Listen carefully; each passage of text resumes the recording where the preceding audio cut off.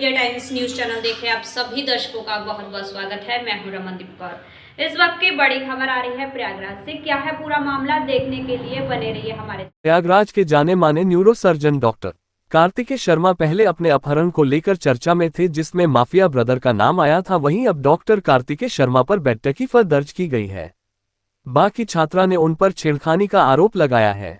उसका कहना है कि डॉक्टर ने जांच के बहाने गलत टच किया। वहीं सिविल लाइंस पुलिस ने छात्रा की शिकायत पर मुकदमा दर्ज कर लिया। छात्रा को मेडिकल के लिए भेजा गया है। वहीं वायरल वीडियो के बाद अब इस पूरे मामले में डॉक्टर कार्तिकेय शर्मा ने बताया, जो आरोप लगाए जा रहे हैं वह पूरी तरह से गलत और बेबुनियाद है। लड़की का कई सालों से इलाज चल रहा है। वह साइकोसिस यानी अवसाद की पेशेंट है। लड़की हमेशा एग्रेसिव हो जाती है। लड़की आई थी, मैंने पेट एग्जामिन किया, इससे इनकार नहीं करूंगा। इसके अलावा जो भी बातें लड़की ने कही हैं वो झूठी हैं। जहां तक फीमेल स्टाफ की बात है तो हमारी फीमेल स्टाफ उस समय ड्यूटी पर थी। कुछ देर के लिए वह एक अन्य मरीज को इंजेक्शन लगाने चली गई थी। इसमें बमुश्किल 3 मिनट का वक्त लगा। सर इसके लिए मैं क्या कह सकता हूँ। मेरे साथ पहली बार हुआ। मेरी 50 साल की प्रैक्टिस हो गई। सन 90 से मैं प्रैक्टिस कर रहा हूँ, 88 से। तो ज़िंदगी में पहली बार इस तरीके से हुआ है।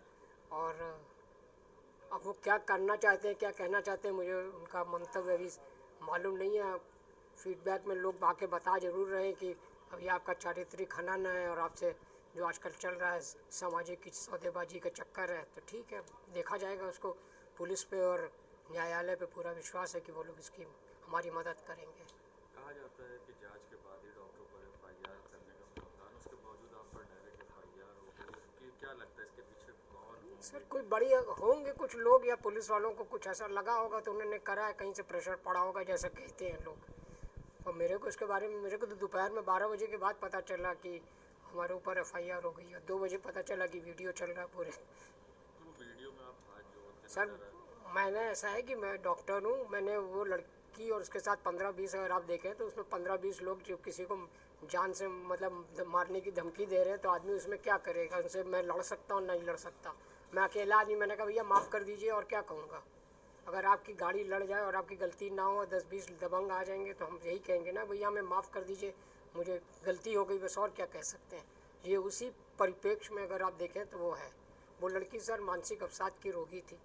उसको पैरालिसिस और कभी झंझनाहट, कभी वो एग्रेसिव बिहेवियर, इसको लेके वो हमारे अस्पताल में भी भर्ती हो चुकी है जनवरी में। उसको मनोचिकित्सक डॉक्टर सौरभ और मैं, हम दोनों ने इलाज किया है। उसके बाद वो रेगुलर दिखा रही थी, एकदम ठीक ठाक थी। कल के दिन रात में आई तो कहने लगी मुझे नींद नहीं आ रही, मैं फिर से वैसी होती जा रही हूँ जैसे मैं आपके पास पहले आई थी दिखाने के लिए। मेरे को पैरालिसिस हो रही है और समझ में नहीं आ रहा है मेरे को क्या हो रहा है। तो जब मरीज इतनी कंप्लेंट करता है तो ये नैसर्गिक है कि आप उसके कहीं के भैया देख लेते हैं तुमको। सर मैं इसके बारे में कुछ नहीं कह सकता हूँ। सर प्रशासन से मैं यही मांग करूंगा, जो सच है उसको लाके उजागर कर दे। जैसे आज मेरा चारित्रिक खनन किया जा रहा है, अगर ये सच बात है तो फिर इसका उसी तरीके से इसका वो कर प्रारूप में दिया भी जाए कि हाँ ऐसा नहीं हुआ है, तो फिर उसमें दिक्कत नहीं होती है। अगर ये आप करके छोड़ देंगे तो यही रहेगा कि वो एक बिंदु मेरे चरित्र पे लगा रहेगा। और मैं आप प्रेस वालों से और प्रशासन से ही रिक्वेस्ट करता हूँ, ये झूठी है। अगर आप इसको निकाल लेते हैं सच, तो आप इसको फिर उसी तरीके से ही प्रसारित कर दीजिएगा, तो मैं खुश हो जाऊंगा कि ये किसी सामान्य आदमी की आपने मदद करी है। बाकी न्यूज़ देना आपका काम है, वो आप कर रहे हैं। वरिष्ठ पत्रकार आलोक मालवीय की माताजी के निधन पर मीडिया क्लब में हुई शोक सभा। प्रयागराज संगम नगरी प्रयागराज सिविल लाइन थ्रोहिल रोड स्थित मीडिया क्लब प्रयागराज में श्रद्धांजलि सभा का आयोजन हुआ, जिसमें वरिष्ठ पत्रकार श्री आलोक मालवीय की माता स्व माधुरी मालवीय के निधन पर कई पत्रकार मीडिया क्लब के हर्ष नारायण सभागार में एकत्रित हुए। शोक सभा अध्यक्ष अनुपम शुक्ला के नेतृत्व में आयोजित हुई। इस अवसर पर उपस्थित लोगों ने दिवंगत आत्मा को श्रद्धांजलि देते हुए 2 मिनट का मौन रखा और ईश्वर से उनकी आत्मा की शांति के लिए प्रार्थना की। इस अवसर पर मीडिया क्लब के अध्यक्ष अनुपम शुक्ला ने कहा, आलोक मालवीय जी की माताजी के निधन से हमें गहरा दुख हुआ है। उनकी आत्मा को शांति मिले और उनके परिवार को इस दुख की घड़ी में शक्ति मिले। आगे कहा कि आलोक मालवीय जी की माताजी एक प्रेरणा स्रोत थी और उनके निधन से पत्रकारिता जगत में एक शून्य पैदा हो गया है। हम उनकी आत्मा की शांति के लिए प्रार्थना करते हैं और उनके परिवार के प्रति अपनी संवेदनाएं व्यक्त करते हैं। वहीं उपाध्यक्ष कुलदीप सिंह ने कहा, क्लब बनाते समय ये निर्णय लिया गया था कि हम सब पत्रकारों के सुख दुख में उनके साथ देंगे और चाहे वह पत्रकार हमारे मीडिया क्लब से जुड़ा हो या ना जुड़ा हो, हमारे लिए सब पत्रकार हमारे भाई हैं। जहां पत्रकारों की हित की बात होगी हम उस संगठन के साथ भी खड़े होंगे। इस मौके पर कोषाध्यक्ष अनवर खान, प्रशांत शर्मा, सलमान अहमद, मोहम्मद अब्दुल कलाम, अनुराग दुबे, सैयद मोहम्मद आमिर, हिमांशु त्रिपाठी, शिवजी मालवीय, विलास गुप्ता, अजय कुशवाहा, सुशांत शुक्ला, आदित्य विक्रम सिंह, मोहम्मद शकील, DN श्रीवास्तव, पवन देव, सुरेश सोनकर समेत कई पत्रकारों ने उपस्थित होकर दिवंगत आत्मा की शांति के लिए मौन धारण कर श्रद्धांजलि दी और परिवार के प्रति अपनी संवेदनाएं व्यक्त की। पत्थर गिरजाघर में ईसाई समुदाय के बालिग हुए बच्चों को दी गई सदस्यता। संगम नगरी प्रयागराज में के All Saint Cathedral Church north of India पत्थर गिरजाघर में सफर कार्यक्रम का आयोजन किया गया। कहा, इस दिन प्रभु यीशु ने अपने चेलों के साथ अंतिम भोज किया था। आज यह वही दिन है। ईसाई समुदाय जो बच्चे बालिग हुए हैं उन्हें चर्च की सदस्यता भी दी गई। वहीं इस मौके पर विशेष प्रार्थना का आयोजन हुआ। बालिग हुए बच्चों को शपथ दिलाकर उन्हें सदस्यता दी गई और इस मौके पर मौजूद सभी चर्च के सदस्यों ने नए सदस्यों को चर्च के बधाई दी। आज के दिन को मॉन्डे थर्सडे बोला जाता है और आज के दिन प्रभु यीशु मसीह ने अपने चेलों के साथ अंतिम भोज किया था। उसी की याद में हम इस अंतिम भोज को मनाते हैं, लास्ट सफर इसको बोलते हैं। और जो बच्चे हैं जिनको जो कंफर्म किए गए हैं, दृढ़ीकरण किया गया है। जब छोटे बच्चे होते हैं, गोदी में माँ बाप के आते हैं, 1 साल 2 साल के होते हैं और माँ बाप उनके बिहाफ पे बहुत से वायदे करते हैं, तो आज इन्होंने उन वायदों को दोहराया है और आज पूरी सदस्यता में पूरी मेंबरशिप इनको दी गई है और अब ये प्रभु भोज में सम्मिलित होंगे। आज इन्होंने पहला प्रभु भोज दिया है, उसी को हम लोग बनाते हैं, कन्फर्मेशन सर्विस को बोलते हैं, दृढ़ीकरण। और आज ये दृढ़ीकरण किए गए हैं, कंफर्म किए गए हैं और पूरी सदस्यता के भागी हो गए। Thank you very much, God bless you. Prayagraj के जाने माने neuro surgeon doctor Kartikeya Sharma पहले अपने अपहरण को लेकर चर्चा में थे, जिसमें माफिया ब्रदर का नाम आया था। वहीं अब डॉक्टर कार्तिकेय शर्मा पर बैड टच की FIR दर्ज की गई है। बाकी छात्रा ने उन पर छेड़खानी का आरोप लगाया है। उसका कहना है कि डॉक्टर ने जांच के बहाने गलत टच किया। वहीं सिविल लाइंस पुलिस ने छात्रा की शिकायत पर मुकदमा दर्ज कर लिया। छात्रा को मेडिकल के लिए भेजा गया है। इस बीच हंगामे का एक वीडियो भी सामने आया है।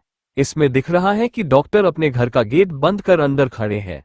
बाहर खड़े छात्रा के घरवालों से उनकी नोकझोंक हो रही है। वीडियो में छात्रा रोते हुए कह रही है कि आपने मेरे कपड़े क्यों उतारवाए।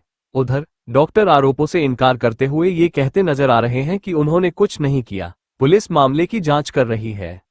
कौन करिए? रो रही है। कपड़ा उतरवाओगे तुम? कपड़ा उतरवाओगे? ये कार्तिक के बारे में वीडियो रिकॉर्ड करिए इनका।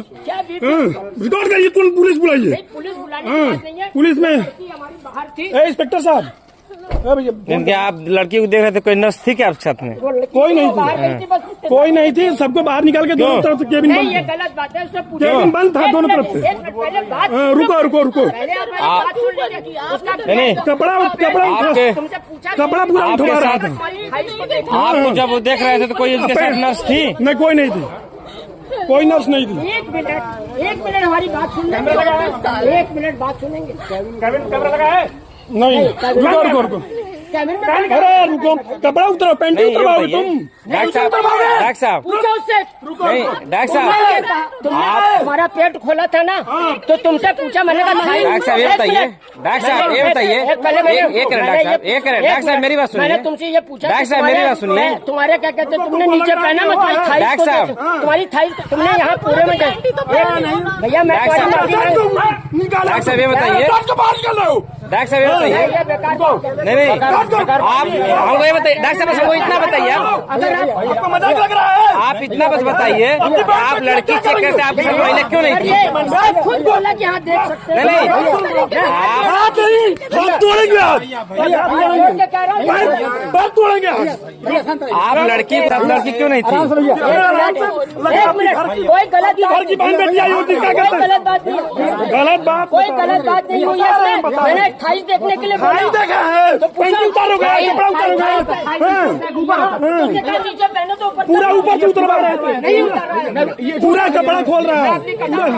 कसम नहीं साहब, आप ये बताइए, आप ये बताइए, सुनिए, आप ये बताइए, नहीं आप ये बताइए, खींच के बारह आप ये बताइए, आप नहीं आप महिला को देख रहे हैं, आपके साथ महिला क्यों नहीं थी?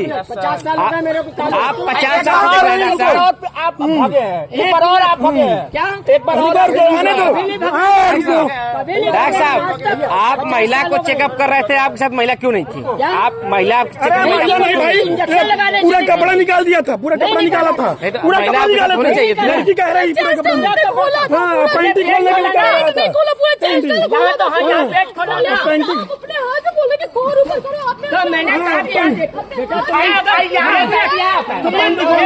तुमने मार डालूंगा अभी। रुक जाओ माफी हो जाएगा। माफी नहीं जो करना वो कर लीजिए। करेंगे अभी, बाहर निकलो, अभी बाहर निकलो।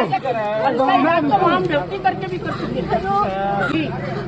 हाथ जोड़ के प्रार्थना कर रहे हैं। रुको हाथ तोड़ के उसी के भी मैं रखूंगा। कल से देखो नहीं, तुम। आप महिला का कपड़ा खुलवाते, आपके साथ नर्स क्यों नहीं थी? नहीं आप डॉक्टर साहब, आप महिला को चेक कर रहे थे, आपके साथ एक नर्स होनी चाहिए, आप नर्स क्यों नहीं थी? कहाँ इंजेक्शन लगाए? आप एक बार अभी पता। बिना महिला के आप इंजेक्शन कैसे लगा सकते हैं? बिना महिला के आप इंजेक्शन कैसे लगा सकते हैं महिला को? दरवाजा बंद किया था।